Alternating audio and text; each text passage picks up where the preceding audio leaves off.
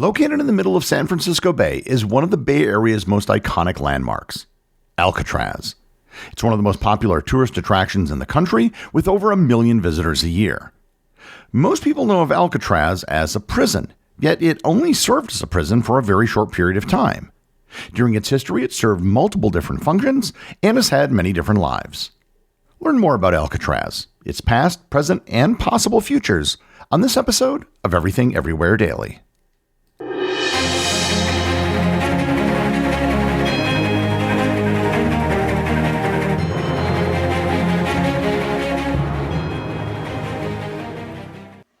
This episode is sponsored by Planet Money. Tariffs, meme coins, Girl Scout cookies, what do they all have in common? Money. Economics is everywhere and everything fueling our lives, even when we least expect it. If you're a fan of Everything Everywhere Daily and are curious to learn something new and exciting about economics every week, I recommend you listen to the Planet Money podcast from NPR. What I like about Planet Money is that I can get updates on the week's financial news in about 30 minutes. Stories like the Federal Reserve changing interest rates or the impact of trade policy. From the job market to the stock market to prices at the supermarket, Planet Money is here to help explain it all. The Planet Money hosts go to great lengths to help explain the economy. They've done things like shot a satellite into space, started a record label, made a comic book, and shorted the entire stock market. All to help you better understand the world around you. Tune in to Planet Money every week for entertaining stories and insights about how money shapes our world. Stories that can't be found anywhere else.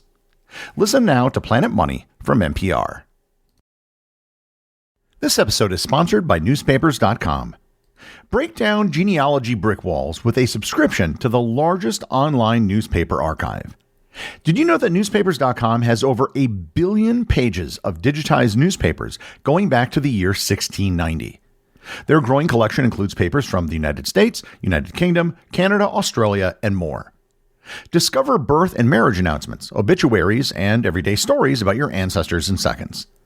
Newspapers.com can help you fill in the gaps between vital records and reveal details about your ancestors' lives that you can't find anywhere else. Their easy-to-use search feature will let you filter your results by date, location, specific paper, and more. When you find something interesting, Newspapers.com makes it a snap to share it with your family and friends, and you can even save it directly to your ancestry tree. Come explore 1 billion pages and make infinite discoveries today on newspapers.com. Use promo code EverythingEverywhere for a 20% discount on your subscription. I'm guessing that most of you have at least heard of Alcatraz. You're probably aware that it was a maximum security prison and had several famous inmates, but maybe not much beyond that. For those of you who aren't familiar with it, Alcatraz is an island in San Francisco Bay. It isn't very big. It has an area of only 22 acres or 8.9 hectares. The island is extremely rocky, which is why it earned the nickname The Rock during its period as a prison. Its position in San Francisco Bay is strategically located. It's approximately 3 miles from the Golden Gate Bridge and sits right in the middle of the channel. Anything entering the San Francisco Bay has to sail right past Alcatraz Island. It's also a little more than a mile off Fisherman's Wharf, meaning that it's clearly visible from the city of San Francisco. Before European contact, Alcatraz Island was known and avoided by the Ohlone people, the indigenous inhabitants of the San Francisco Bay Area. The island, barren and rocky, had no fresh water and limited vegetation, and it was primarily a site for collecting bird eggs and possibly for temporary banishment or isolation. Basically, the island was nothing special. Nobody lived there, hardly anything grew there, and it had no spiritual significance. In 1775, Spanish explorer Juan Manuel de Ayala became the first European to sail into San Francisco Bay. He charted the area and named the island La Isla de los Alcatraces due to the abundance of seabirds. The name was later anglicized to Alcatraz. There has been some debate as to the meaning of the name. Today, Alcatraces is Spanish for the seabirds known as gannets. However, some believe it may have referred to pelicans. The modern Spanish word for pelican is pelicano, but de Ayala may have either used an antiquated version of the word or might have misidentified the birds. As I've mentioned in previous episodes, despite being unquestionably the best harbor on the west coast of North America, the Spanish did nothing with San Francisco Bay. After the United States annexed California following the Mexican-American War, President Millard Fillmore set Alcatraz aside in 1850 for military use, largely due to its strategic location at the mouth of San Francisco Bay. Between the 1850s and 1860s, the U.S. Army Corps of Engineers built a fortress on the island with defensive cannons to guard against possible foreign attacks, particularly from the British or Spanish during early California statehood. If you look at a map, the two sides of the Golden Gate, that being the strait that is the entrance to the San Francisco Bay, plus Alcatraz, make a triangle. Any enemy trying to sail into San Francisco Bay would face cannon fire from two or all three of the fixed points that guard the entrance. In 1859, Fort Alcatraz became the first operational U.S. military fort on the West Coast and was one of the first sites to house a military prison. By the time of the Civil War, the island served a dual function, defending the harbor and imprisoning Confederate sympathizers and privateers. In the decades following the Civil War, the military expanded the prison facilities on Alcatraz. It became a formal military detention center in 1907 and was used to house insubordinate soldiers, Native American prisoners, conscientious objectors, and others. Among the more famous early prisoners were members of the Hopi tribe who had resisted forced assimilation. Despite its fortified structure, the prison was considered inadequate by modern standards even at that time. However, the island's isolation made escape almost impossible, which was a key reason for its continued use. And here I should explain why Alcatraz was considered to be escape-proof. Alcatraz Island is surrounded by the cold, fast-moving waters of San Francisco Bay. These waters have powerful currents and average water temperatures of 50 to 55 degrees Fahrenheit or 10 to 13 degrees Celsius. Even strong swimmers would have faced hypothermia, exhaustion, and disorientation if they attempted to cross the 1.25 mile distance to the mainland. Sharks in the bay, while not typically dangerous, added to the psychological barrier for anyone attempting the swim. The biggest change to the island took place in the 1930s. The United States was experiencing social unrest and public anxiety, largely due to the effects of the Great Depression and the Prohibition era. This period saw the rise of powerful organized crime syndicates and infamous criminals like Al Capone, Machine Gun Kelly, and John Dillinger. The media glamorized these figures, undermining public confidence in law enforcement and the penal system. Under President Franklin Roosevelt, the federal government sought to demonstrate strong, visible action against what it saw as the breakdown of law and order. The creation of a super prison would serve as both a practical solution and a symbolic message that the federal government was serious about cracking down on the worst criminals. Several factors made Alcatraz an ideal candidate for such a prison. For starters, the island already housed a military prison with basic facilities, which meant that the government would not have to build from scratch. The site included cell blocks, guard towers, and basic utilities, although significant upgrades were needed. Second, the surrounding waters of the San Francisco Bay were a natural deterrent to escape. This made Alcatraz perfect for housing inmates who had a history of violence, disruption, or escape attempts at other prisons. Third, its small size and limited points of access made it easier to control and monitor both inmates and staff. The island could be easily sealed off in an emergency, and its perimeter was almost impossible to breach. Finally, the fact that it was immediately off the shore of one of the largest cities in the country meant that it would become a highly visible symbol. The Alcatraz Federal Penitentiary was opened in August of 1934. Designed to be escape-proof, it had reinforced cells, armed guards, and tight security protocols. It became home to some of the most notorious criminals in the 20th century, including Al Capone, George Machine Gun Kelly, Robert Stroud, aka the Birdman of Alcatraz, and Alvin Creepy Karpis, who was once public enemy number one and who served the longest sentence at Alcatraz of 26 years. Oddly enough, the Birdman of Alcatraz didn't keep any birds in Alcatraz. He kept them in Leavenworth before he was moved to Alcatraz, and birds were not allowed in Alcatraz. The prison could hold about 300 inmates at a time and emphasized isolation and control. Inmates had minimal privileges and spent most of their time in cells or at work. The ratio of guards to prisoners was quite high at 3-to-1. While the term wasn't used at the time, Alcatraz could be considered the first supermax prison. Despite its reputation, Alcatraz was relatively calm and organized internally.